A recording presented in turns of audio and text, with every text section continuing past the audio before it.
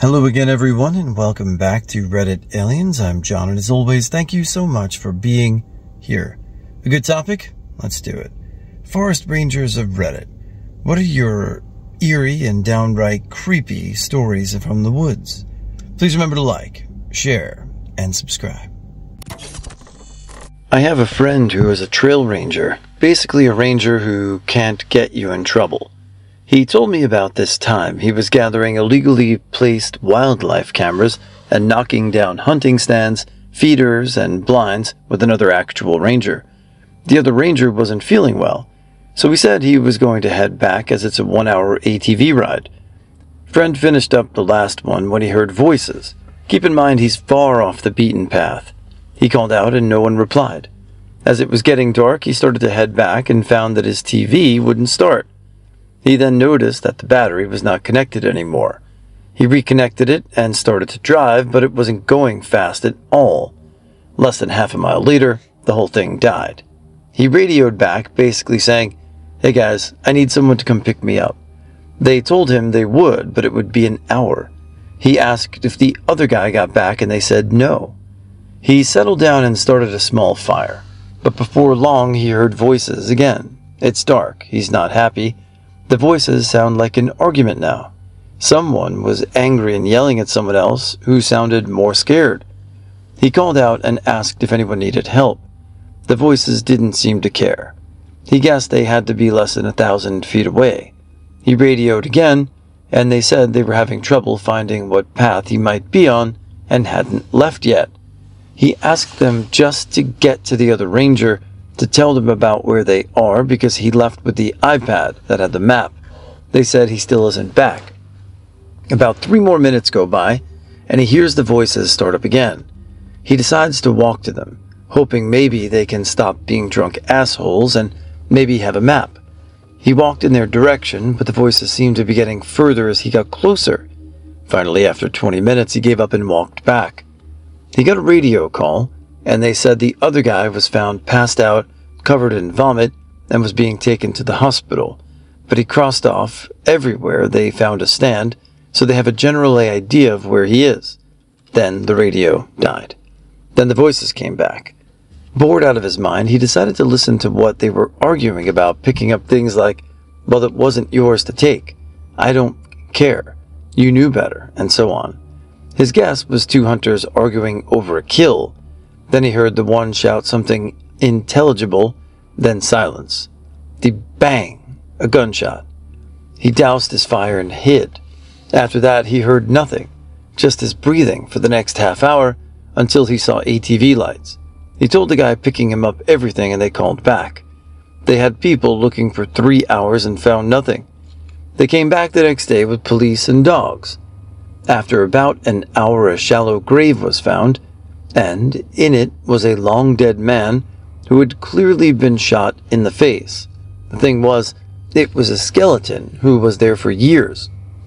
So either the argument he heard just ended with a bang and both parties went home last night, or he heard the murder of someone from years ago.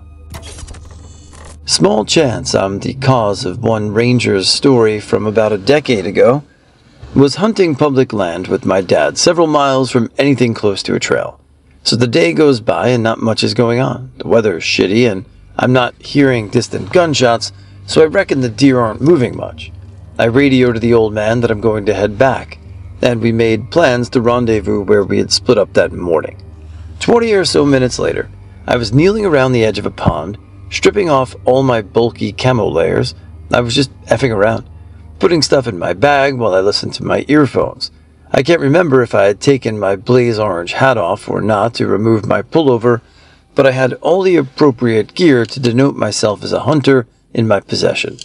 As I was digging through my bag, I thought I heard the faint bass of someone yelling, so I took an earbud out and noticed that crouched on the opposite edge of the pond, there was a lone forest ranger kind of just watching me. I stood up, but didn't wave, and I wasn't sure he had even yelled to me in the first place, so I didn't holler anything to him. We just kind of locked eyes for what felt like a few minutes. To be clear, we weren't doing anything illegal. My rifle was unloaded by that point, though slung over my shoulder. obscuring the fact the action was open, and we were following all laws and regulations. I hunched back over to my bag, pulled out my walkie and radioed to my dad. We got company. My motives weren't nefarious. I just didn't want my dad to come bumbling down the hill and be surprised by a friendly law enforcement officer. When I looked back up, maybe 15 seconds later, that Ranger was gone. I mean, flat. The F out is gone. So eventually I meet back up with my dad and start to tell him about what happened. Yeah, as deep back in here as we are, he probably thought we were up to no good and hit the trail when he saw you on a radio. They get ambushed like that. As someone who gets nervous, anxious around cops, it never occurred to me that I could be causing similar anxiety in them. If you're reading this, DNR bro, I'd like to offer you a heartfelt my bad and keep up the good work. This is going to get buried as I'm late to the party, but I worked for a few months as a park ranger with the Florida Forest Service at my local state forest. The creepiest thing I saw was a poor young man who had hung himself on my second week on the job. The unexplainable, though, are obviously not as cut and dry.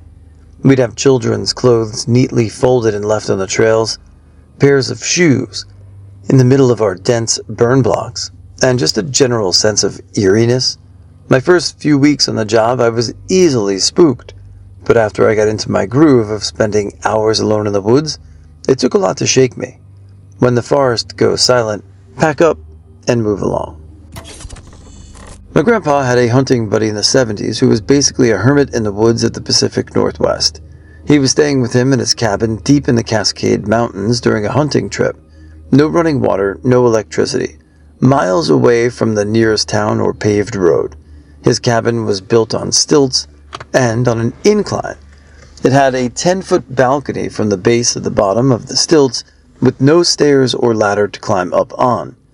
My grandpa claims that he knew this man for a long time and said that he didn't have the personality to lie. I've also known my grandpa to never be one for bullshit. One night, during the trip, they were relaxing at the cabin after a hunt, and his buddy tells him that Sasquatch is in the area and to be careful going out at night. Thinking he was pulling his leg, my grandpa chuckled and didn't think much about it. His friend then put on a very serious face and grabbed a few pieces of fruit, bread, and jerky, and placed them in a bowl. He took the bowl out onto the balcony and set it on the edge and said, "It'll be empty in the morning," and then went to bed. It was an open-floor, single-room cabin, about 300 square feet. My grandpa had a cot up near the balcony window and was woken in the middle of the night by rustling outside. He peeked through the window and saw the bowl empty, and to this day still claims he saw 4 fingers resting on the edge of the balcony just before letting go. He never went hunting in that area again. I mean, do I think it's possible a humanoid could exist in the wilderness of America or North America or Canada and it go undetected for hundreds of years and no photographic evidence? Sure. But I wouldn't, bet all the money in the world on it. When I was a kid in the Colorado Rockies, I was taking my horse and the whole band of dogs, we had 2 labs, an Aussie and a Dachshund, to our pond by my grandparents' place. I decided it was a great idea to venture the back way through the thicker part of the pine forest. I knew the way, and so did the animals, horse included. About 5 minutes from the house, I was oblivious to the world and didn't notice that the dogs were no longer with me. When I finally decided to come back to the real world and noticed the missing dogs, I turned back, since you don't go anywhere without them.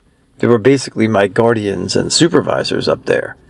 I get about halfway back to the house, come up a small gully heavily filled with pines, and there's this huge tom cougar just staring at me, right in the path.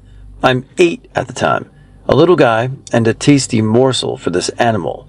Luckily I had the horse, who upon seeing the animal immediately bolted directly back to the pasture. The cat seemed to run after us. I didn't really watch. We roll up into the drive and head toward the pasture, and I agree that this ends my adventure for the day. After I put the horses up, the dogs find me again, and we're walking back to the house when they get really jumpy and timid. I stop and begin to look around. There is a large old pine splitting the distance between the pasture and the house, and on the lowest branch, I see that damn Tom again. Luckily, the presence of the dogs deterred any action, but I made it a point to pass far away from the tree, and as calmly as I can. I tell my grandpa what happened.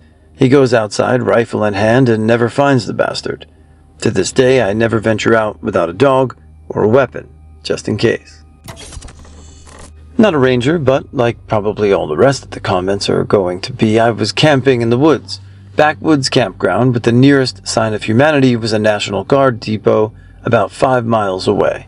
It was the week before Labor Day, and the campground was completely empty. We were half asleep in our tent when we heard what sounded like a little girl laughing in the distance. It continued for about an hour. Didn't get much sleep that night. My cousin is a park ranger and told me this story. There was this woman that had gone missing in the forest. No biggie, it's a big place. He'll just drive around till he finds her. 4 hours later, they still didn't find her when he heard a blood-curdling scream. This guy had found the missing woman with her throat slit so deep, my cousin wasn't sure what she had was even classified as a throat. He restrained the guy that found her and called the police. Sadly, however, there's nothing here I could find about the subject, and my cousin didn't follow up on it after they arrested the guy, so for all I know, he just found her and had nothing to do with it. Alright, obligatory not a ranger, but here goes. I was in the forest camping out under the lovely forests of Jersey. We set up camp and were all chatting in our tents and left the fire up so we could tell some great scary stories. All was going well until we heard a rustling in a bush, textbook scary story stuff. We all think it's one of our friends who hasn't come back from the potty break, but just as the bush was rustling, we saw the outline of a person circling our tent. We call out for our friend, but a random person does not answer, and at this point he stops in place. We all start getting freaked out, as the person we see from outside could not possibly be our friend due to the height difference. One of the members of the group lies, saying they were armed and would kill him. A good minute goes by before we all hear what I can describe as the most shrill scream I've ever heard, and dude just up and leaves. The creepy part about this is that our friend who was out to the bathroom says he heard said scream, but saw no one around the camping area, or even footprints of where the man should have been. We were also pretty deep into the woods as well, so it's not as if anyone who was just passing by could have found us, at least not easily. My dad spoke to a Chinese woman who lived as a forest survey person up in the mountains for the past 30 or so years. This is in Canada about 5 years ago, as an unofficial sort of person the government asked about when looking for forest fires, any sort of illegal shit, etc. She says that she's spotted multiple Sasquatch and that they are quite intelligent and just don't want to interact with people, not even the young ones. But if she's out there, they're pretty chill about it, because she grew up around that area and remembers seeing them from a young age. She had a totally straight look on her face, and my dad said she's one of the most rational people he'd seen out there. He owned a strip of gold claim out that way at the time, and she said if he knew what was good, to leave that land alone, because digging it would disturb a lot of shit in the area, and she wasn't sure it was a good idea. My dad wasn't so sure until he swears up and down he saw one himself, and she said, "That's the female one," and just went inside and let him out there to take the F off running. Fall of 2017. I shot a deer right around dark about 5 miles out of my truck. I go back, get my gear off, and grab my cart. I get to my deer, gut it quick, and head out. Well, about 2 miles in, my deer cart breaks. The wheel snapped clean off. I had to sling the effer on my back. About the time I heard some coyotes, and I'd say 3 or 4, faintly on the gut pile. I go another mile before I take a break. I'm chilling there, listening to the yotes, when it hits me like a hard tap on the nuts. They were much louder and many more yips than earlier. Within a quarter mile, and here I am, sitting like a F-waffle with no weapon but a hatchet and gun knife, sitting next to the second course of their feast. Now, of course, the first 3 miles from my stand consist of fairly easy walking, dry with some thick spots, but overall an easy walk. But the last 2, swampy as hell, and thicker than a motherfucker. I picked up zigzagging through the swamp, running on adrenaline, not looking back as the easily dozen coyotes were about 100 feet away. I never once stopped and never once looked back. On the home stretch, I hopped the 5-foot gate with my deer on my back like it was nothing, though I collapsed on the other side, nearly passing out. I heard the coyotes hit the fence within 10 seconds of my jump. They howled and snarled and screamed at me, who was clinching the knife, ready to meet my maker from the other side, and then just like that, they were gone. The woods were silent, and I hobbled back to my truck and grabbed the deer. I called my dad and told him my story, and told him I was tired and was going to take a nap in the parking lot.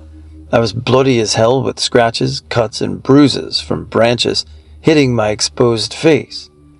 So I took a nap and was woken by a tapping noise on my window and then a bright light. I don't know who was more scared, me or the greenhorn DNR officer, wide-eyed, slack-jawed, and wearing baggy pants, staring at this monstrosity I was. I told him the story. He checked my info and we had a good laugh and I went on my merry way.